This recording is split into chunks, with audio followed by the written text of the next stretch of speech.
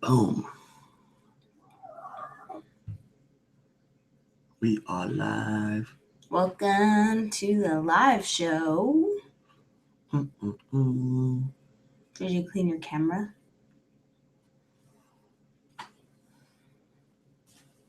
Better with the glasses one.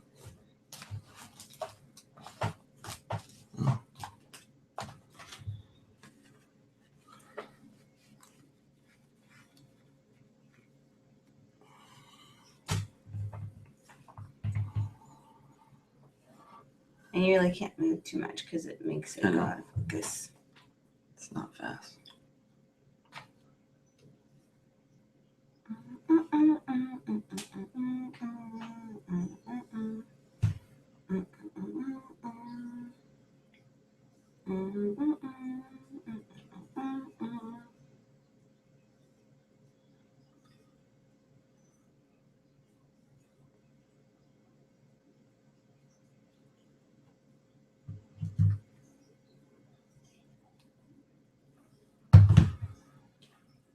Did your thing say 12:30? He was gonna connect at 12:30. Oh. I said, "Oh, it's cool. Just go at 1."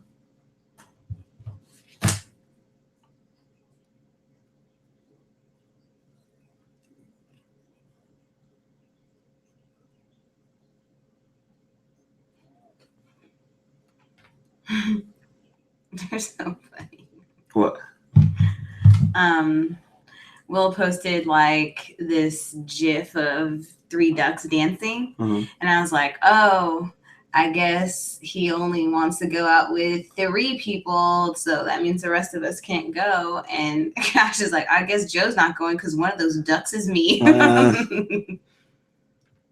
They're funny.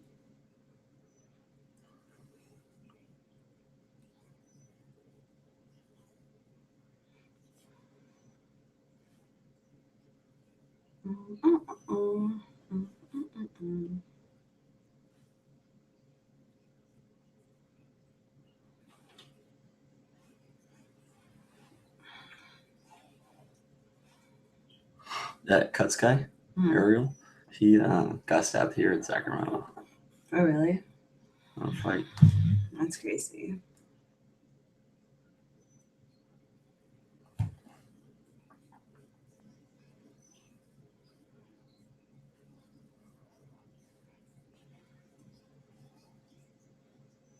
She's not as lean as before.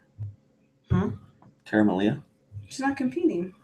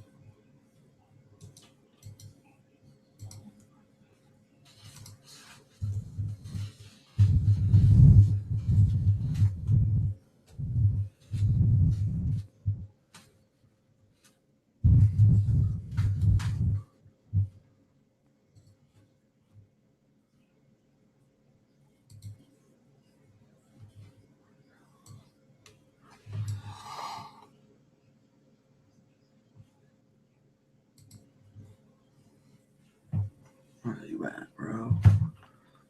Just talked to you this morning.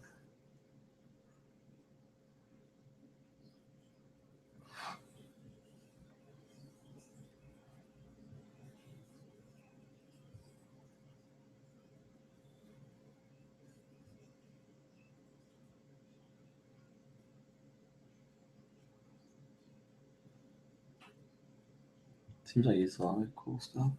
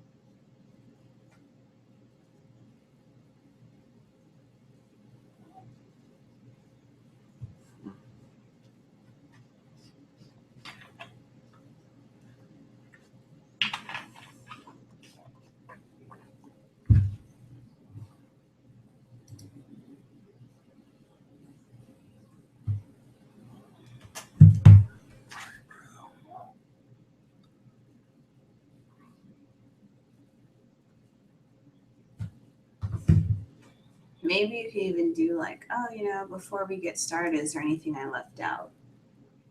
I thought you were into it. I know, but I mean, just kind of, I don't know, just to see where your flow goes. Before we get started, after the intro? Yeah, like, welcome to the show. Before we get started on the questions, is there anything I left out from the intro?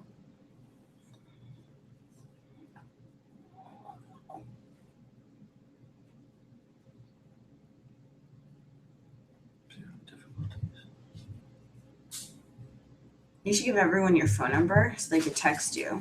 I know, right? Ariel texts me. Mm-hmm.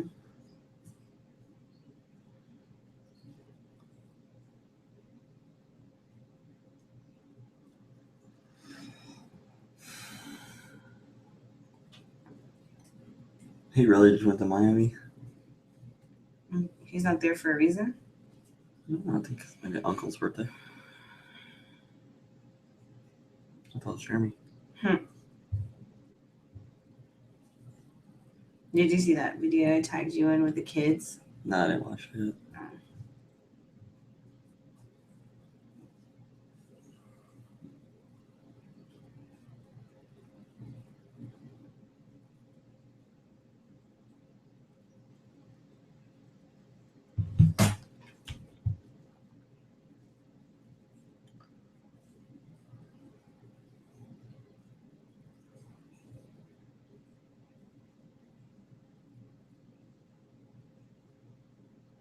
Baby still didn't come out. Mm-mm.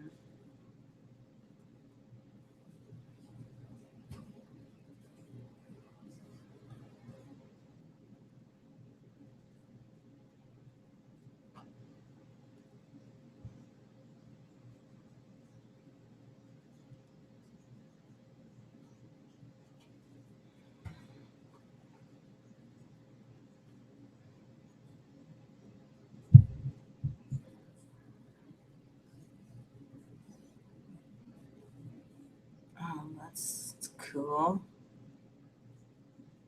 That's smart. Mm-hmm.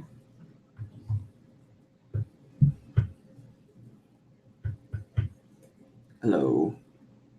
Hey. Perfetto per viaggi, soprattutto per I bambini. Overall for the babies.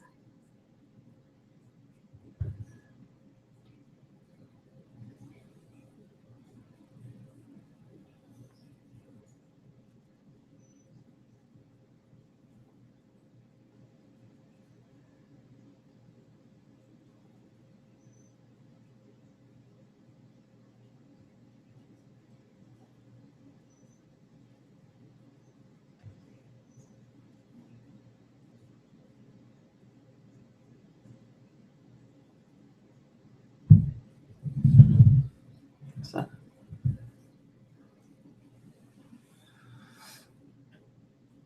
There we go. What up? What up? Gerard? Hey, what's up? Yeah, sorry, I'm late. I think I was on a. Let me try to get. Is the audio on? Can you guys hear me? Say something? Hello? Can you hear me? No. No? No. Maybe I'll get off my. Is there a button on your screen, maybe? My headphones. Or maybe are the earphones attached to the Bluetooth?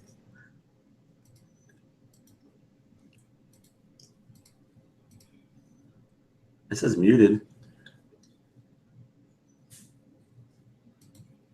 No, I can't get them all. Hello? Say something? Hello? Yeah. Can you hear me? No. I think it's the Bluetooth headphones, maybe. I don't know. Yeah, I know I turned them off. I'm just using speakerphone right now. You can maybe turn it off or try that. Yeah, I did. It's off.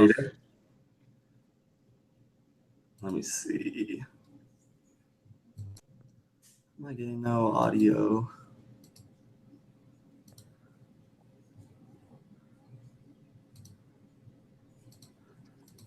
Huh. I can hear you guys. I don't know if you guys can Nope. hear me. You turned the Bluetooth off? Yeah, it's cool. I actually turned them off and I turned off Bluetooth. So. Off on. All right, say something. Hello, can you hear me? Maybe sign out and come back in. I don't know. Okay. All right. I'll do that. There we go. What is that? Mm-hmm.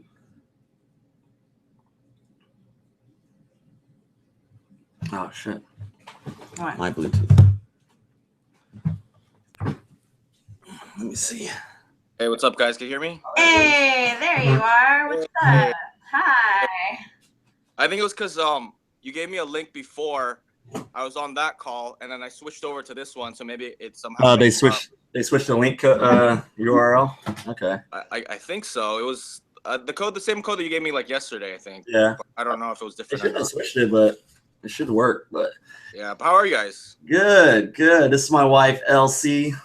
Elsie, nice to meet you. Nice to meet you too. Nice. So you just got back from a show in Vancouver?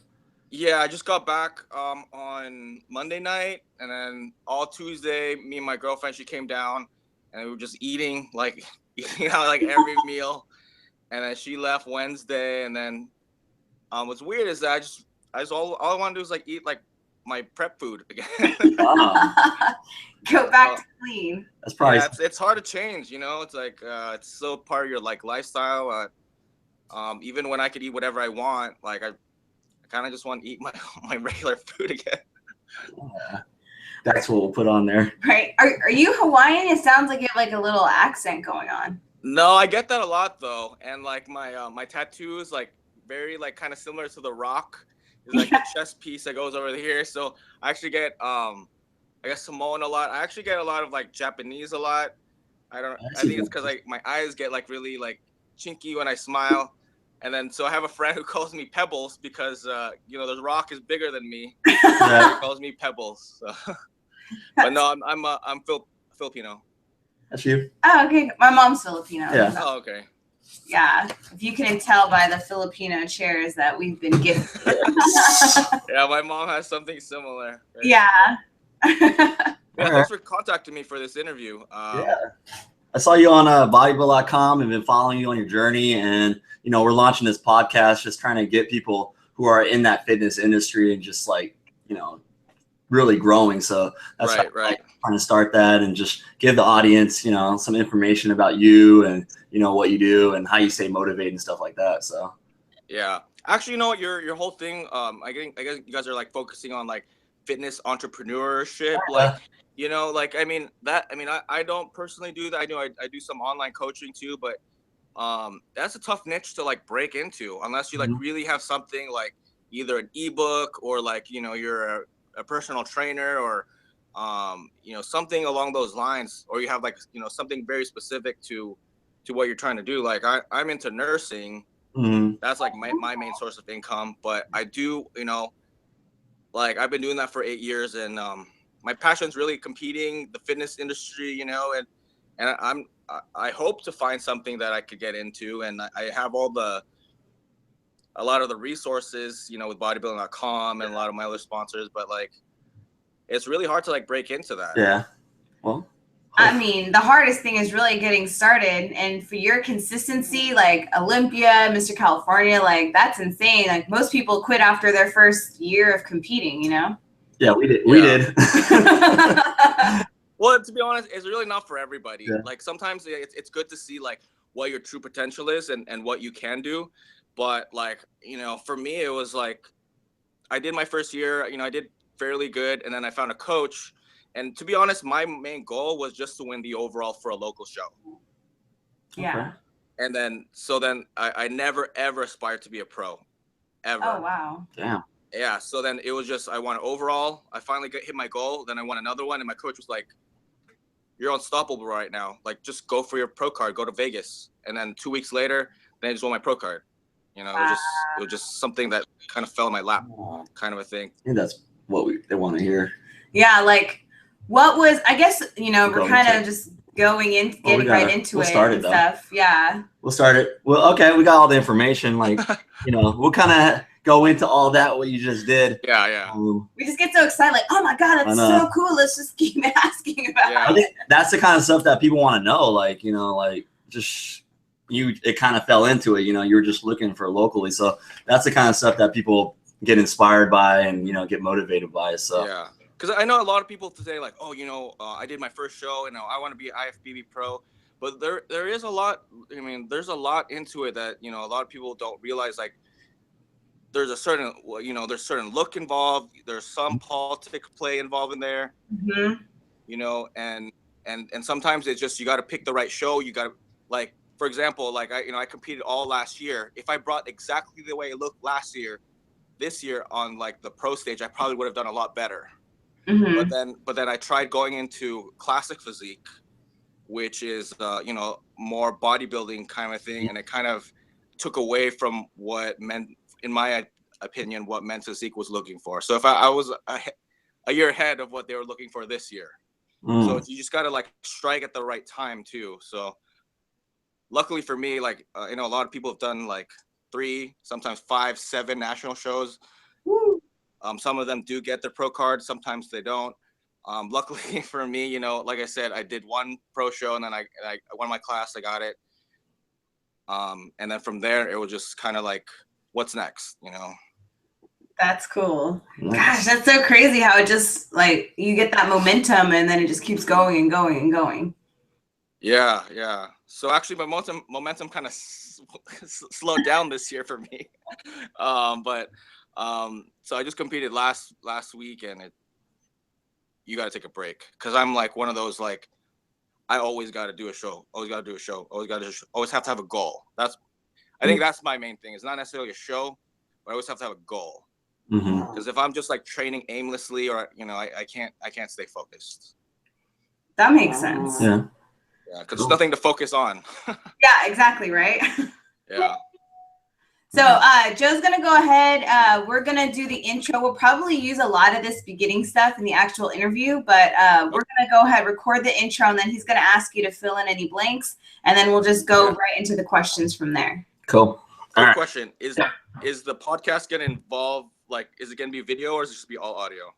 The podcast is it's going to be the audio part, but we're going to put some of it on the video part on our YouTube page. Okay. Yeah, I'm in my brother's room, and it's kind of messy, so I don't know. I was like, I think that's what people like, so that's why we're kind of like, okay, keep it like that. So, all right, I'll do the intro. All right, here we go. All right, everyone, I'm super excited to have our guest today. He's a men's physique competitor, 2014 Mr. California, 2015 Olympian. If you haven't seen him on Instagram, bodybuilding.com, go check him out. I'm super excited to welcome Gerard Jake Alvarez. If I miss anything, man, just fill it in. Oh, that's good enough right there. The Mr. California, bodybuilding.com, and Olympian. That's good. But thank you guys for having me and having me doing this interview. So it's pretty cool, man. I appreciate you contacting me. Yeah, no problem. Is there, anything that that I might have missed, prior, Olympian, all that stuff? I mean, that's really the gist. I don't really like to go into a lot of details and stuff, but I mean, I've done quite a few shows. I think I just competed last week in Vancouver. That was my 21st show that I've done since 2013, April 2013. So I've been pretty consistent on the stage, amateur and IFBB. So that was my 21st show that I've done. So I've been pretty active on stage, and I've done pretty well for myself, but I've definitely a lot of room to improve.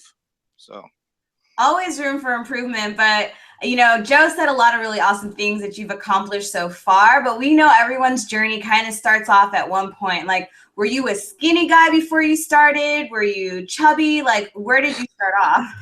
Actually, what's funny is that if anyone's watched any of my videos on bodybuilding.com, it always has this intro.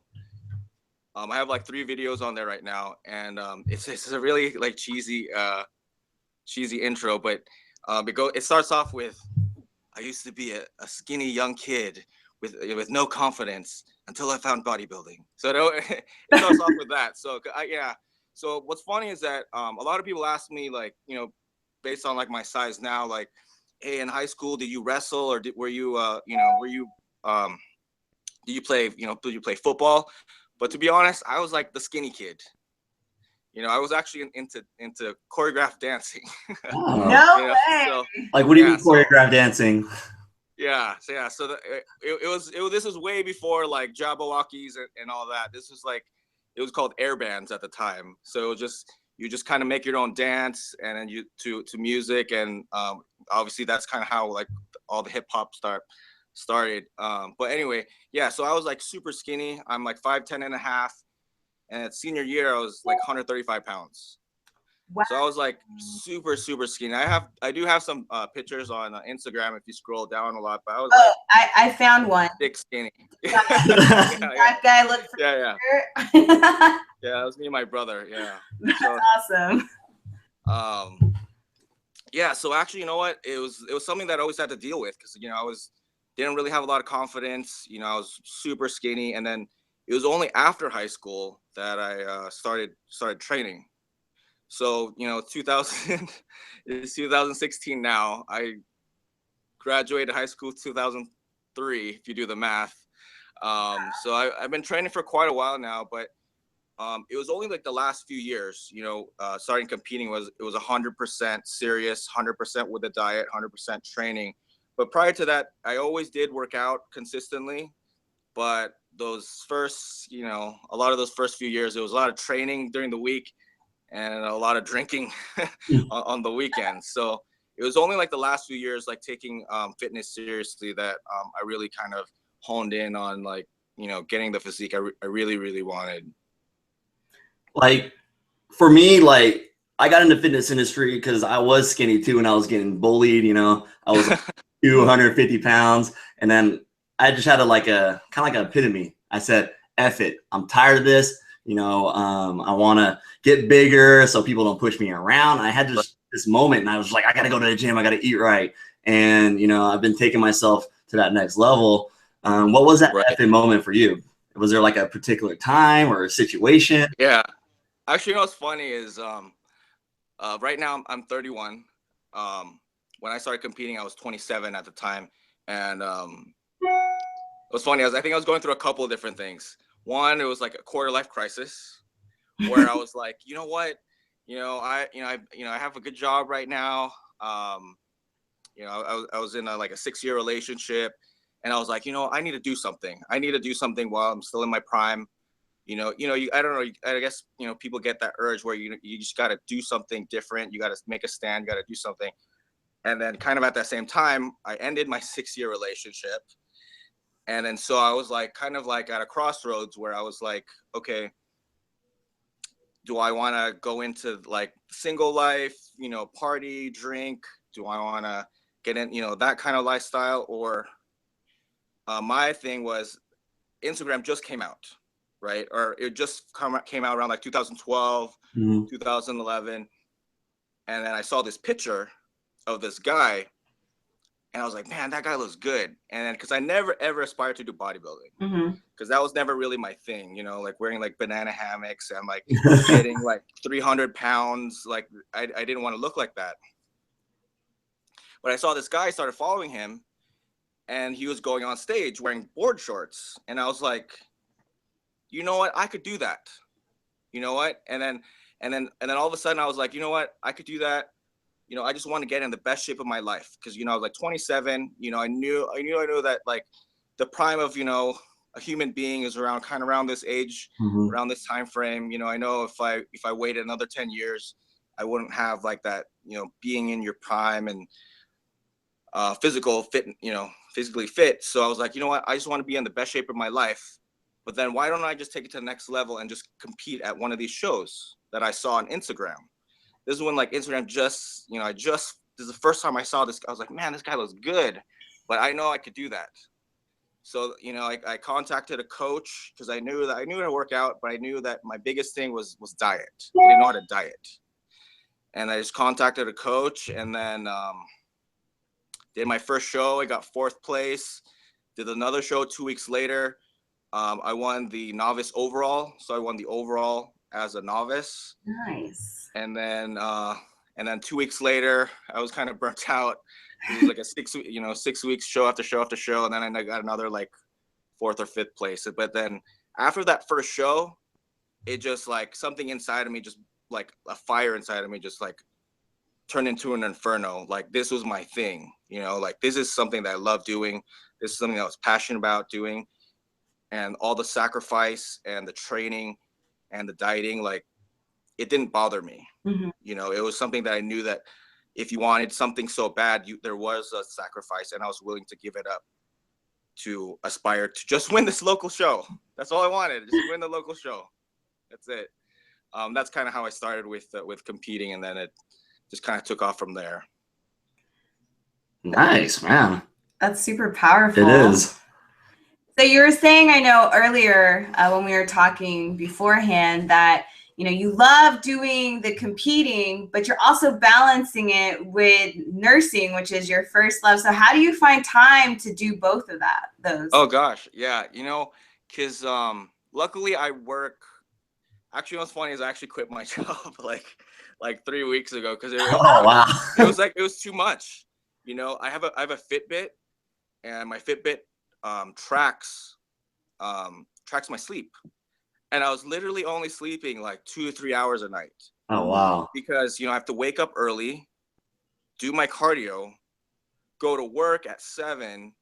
I get off at like 3:30, get home around like 4:30, try to get a nap in, go to the gym, train, do another round of cardio. By the time I get home, it's already like 1 or 2, and then I have to get my meals ready and stuff, and I'm just not sleeping. And I knew it was really hurting me like this year, and I think that's why I really didn't do as well this year, because I literally wasn't sleeping at all. Like I have records of it on my Fitbit that I wasn't sleeping at all. So I actually quit a few weeks ago. I'm kind of pursuing a different avenue of income, as far as it's different from fitness, but I don't really get into that until I actually do it. So I'm kind of jobless at the moment, but it was definitely difficult balancing work, especially something as stressful as nursing. But I did do that for about 8 years, and I did really enjoy it because I felt like I was really helping people. And you could actually see them from when they first come in, they're really banged up and, need a lot of help, just doing like very basic things. And then to the time where they actually get discharged, and you can actually see them, happy and healthy, well, somewhat healthy again, where they don't need, the care that we would provide as a nurse. So so you don't have a job, right? So how many shows are you expected to do, and what's the goal? Like, for So, I started my prep in November of last year. So because I wanted to build some size, because my first show was the first ever classic physique show. Mm-hmm. Oh, wow. On March 12th. So I'm going from men's physique going up to classic physique, which requires definitely a lot more muscle, a lot more size.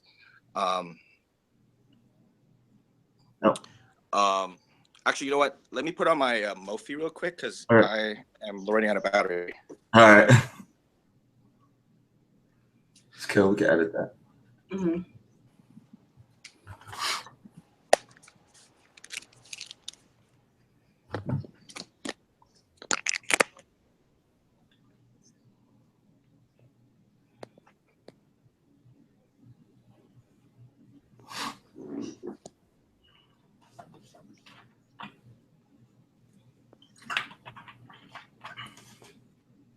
Tawny girl had to reschedule. That Tawny girl? Mm-hmm. She's got to reschedule. What time is hers? 2. All right, can you guys hear me? Oh, can you guys see me? I can't hear you. Kill. Okay, we good? Yep. Yeah. Okay.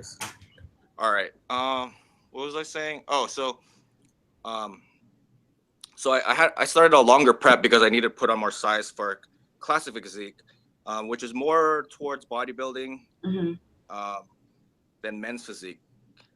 So I started in November.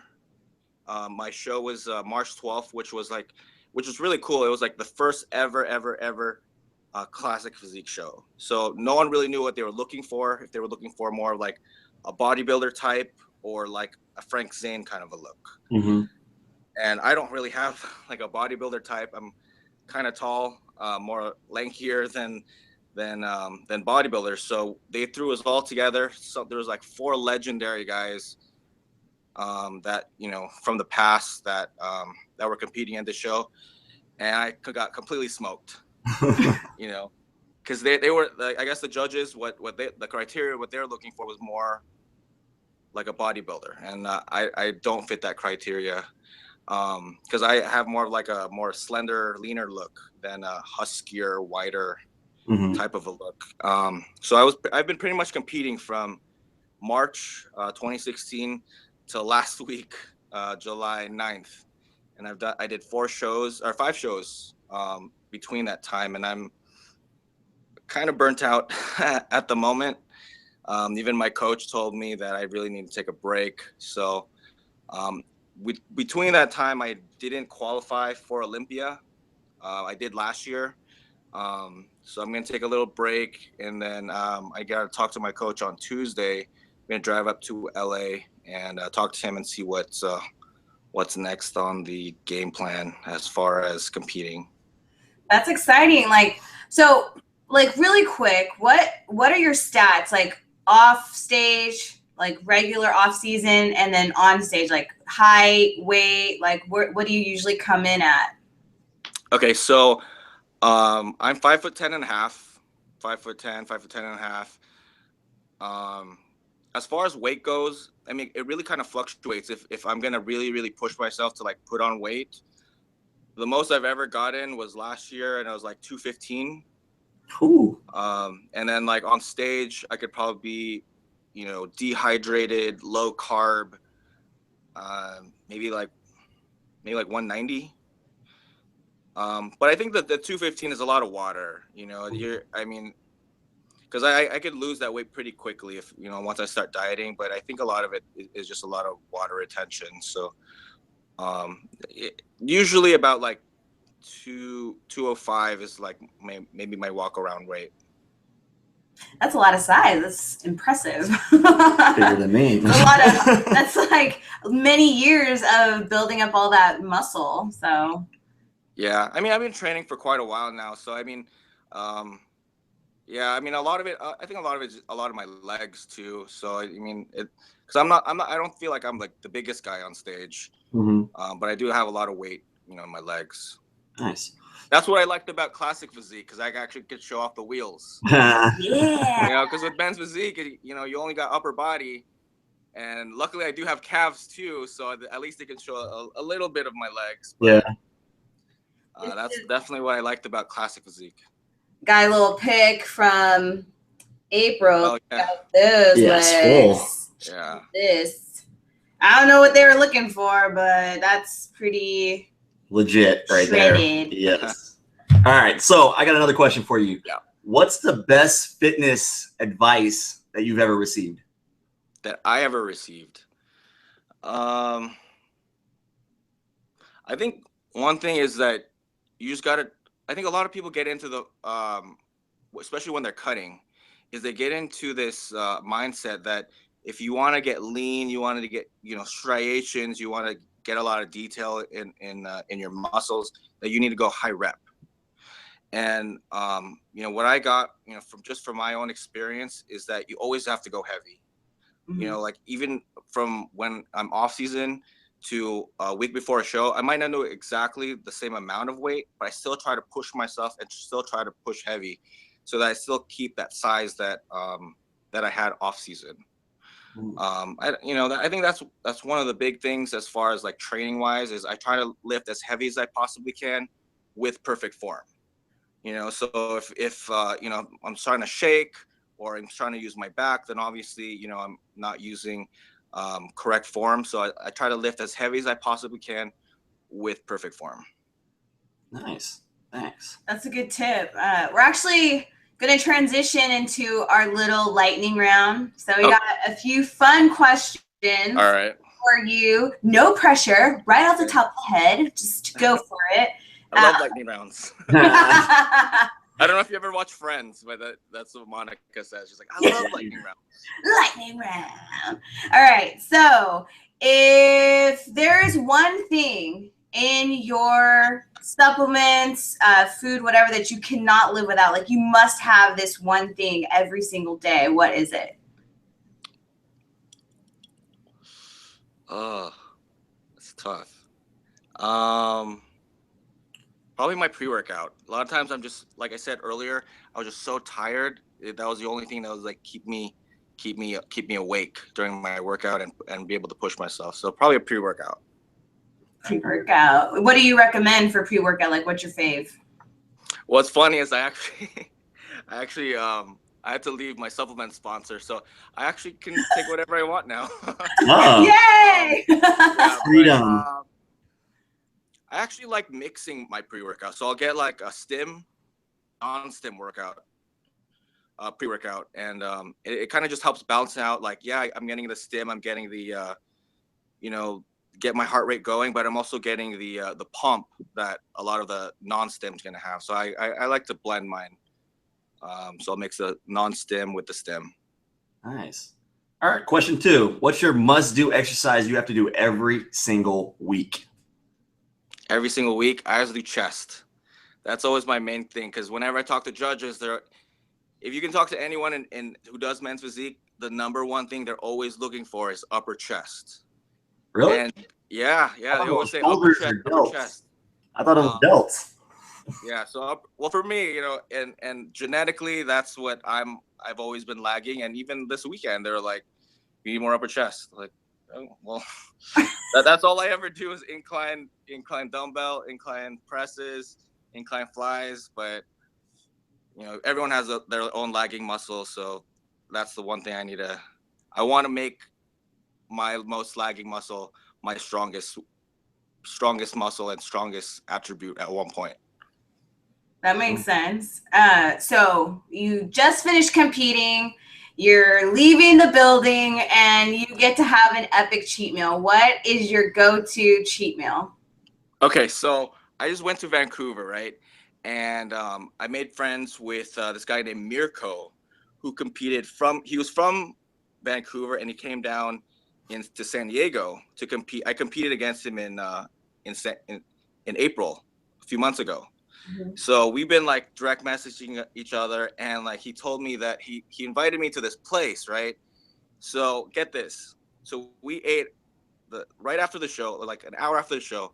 There's this place in Vancouver that has all you can eat sushi and all you can eat Korean barbecue. What? In the same place. So we closed that place down. Like, think about, like, there was like I don't know, maybe like 6 or 8 competitors that have been dieting for God knows how long. We closed that place down. I'm Korean, so I bet you those Korean owners were not happy, man.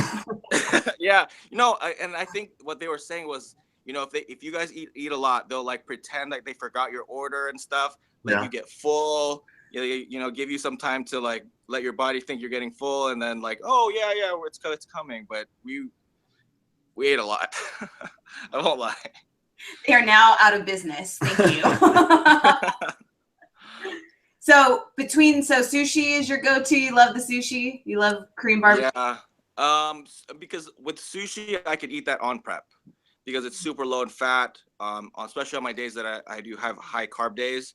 Obviously, there's gonna be a lot of rice, or I'll just eat some nigiri, or just sashimi itself. But that's definitely prep friendly as far as my diet. So I do like to go to at least sushi at least once a week. I probably cut it out like close to a show, but for the most part, sushi is my go-to. Nice. Especially too is that my girlfriend competes professionally in bikini, so we always have to kind of watch what we eat. But sushi is always on the menu. How does that work with you guys? Like, how did you meet? I know you said she had come to visit and left. Like, how did that all come about? Oh, so what's funny is that I actually met her on that remember I was talking about that classic physique show. I did that in March. I met her there. You know, I was single, wasn't really looking for a relationship.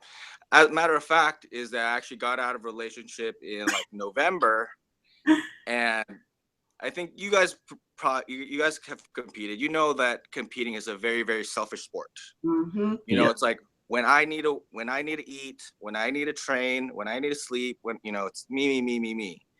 And I got out of a relationship, and I was dead set on not being in a relationship because I thought it was very unfair for the other person.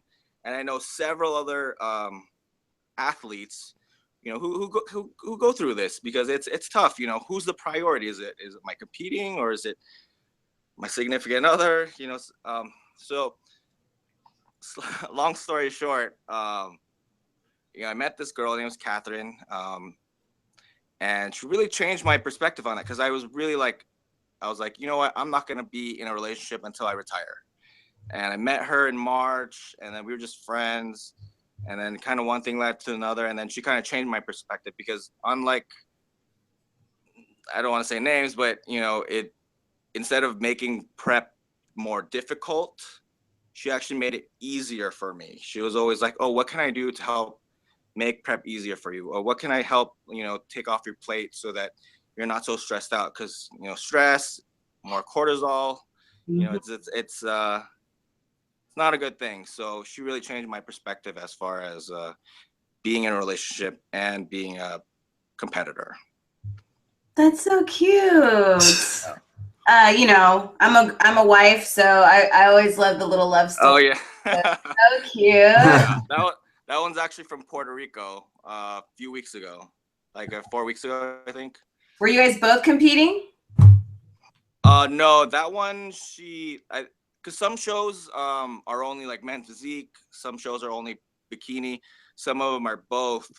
She was actually supposed to compete this past weekend in Vancouver, but then she got pulled out of the show. So this was supposed to be our show together, but I guess we'll have to postpone that till maybe like next year or something. Aww. All right, so last question: could you see yourself doing this for the rest of your life, like in the fitness? Ooh. You know what? I've thought about this, and definitely there are master categories as far as with competing. But for me, I know what it takes, to be at that elite level, to be super competitive, and I feel like I'm 31 right now. If I find that I'm not able to compete at that elite level, just because of my body, I don't know, like loose skin, or just can't hold the muscle mass, I think I would retire. Because if for me personally, like I don't necessarily, nothing against master classes, but if I'm not going to be competing at 100% in my prime, in the most competitive sport, then I don't want to compete. And that's just my opinion on the whole thing. So if I find that I'm starting to lag, or I'm just not able to do all the workouts, then I'll throw in the towel. Nice. That's honorable. Yes. All right. So where can people find you if they want to look you up or anything? Just find you. Mainly, it's going to be on Instagram. It's at Gerard Jake. GRARDJAKE. But you could also find me on Snapchat, or you could find me doing some weird things and with some weird filters. Same thing, at Gerard Jake. And you could also find me on Body Space. It's JAYK. That's on bodybuilding.com. But yeah, that's pretty much how you contact me. All right, cool. Anything else? no, you guys, like, if you're listening to this or watching it, please reach out. Like, if you want to work with this man, he's super down to earth, and apparently he's going to have a lot of free time. So make sure you check him out, follow him, message him if you have any questions, and hopefully in the next year or so, we'll see you again on the Olympia stage. It's been such a pleasure talking with you today. This is really a great interview. Thank you. Good energy, man. Yeah, thank you for having me. Yeah. Appreciate it. All right. So we're gonna in a couple weeks it'll launch like on iTunes and stuff like that. Okay. I'll make you like a little Instagram thing you can post and say, oh, go check out my episode on the F-Fit Lifestyle podcast, and then you can just post it and then share it, and then everybody can listen and stuff like that. So yeah, cool. Kind of promoting you guys. Wait, let me ask you this: is it F-It Fitness? Yeah. So it's like for some people it'd be fit, but it's F-It. Yeah. Yeah, I was typing it out and I was like, wait, F-It? Yep. we're just double meaning. Yeah. That was cool. Yeah. But we're excited to hear what you're up to when you're ready to talk about it. Maybe that'll be a follow-up interview when you're ready to release your next step. Yeah, let me know. I don't know if that's like in a couple of months, next year, or just email me and I'm definitely down to do this interview again. All right. That'd be really cool. All right, man. Yeah. All right, thanks guys. Enjoy the rest of your day. Have a good one. Okay, you too. Bye. Okay.